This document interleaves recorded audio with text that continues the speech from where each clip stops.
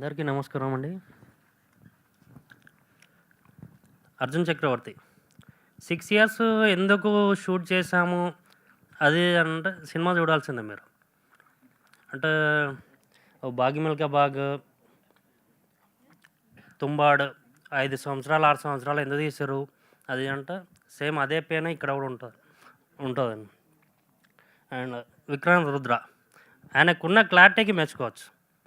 ప్రతి point to point cinema story చెప్పినప్పుడే 1200 షాట్లు ఉంటాయి, అవి చేయాలని చెప్పాడండి.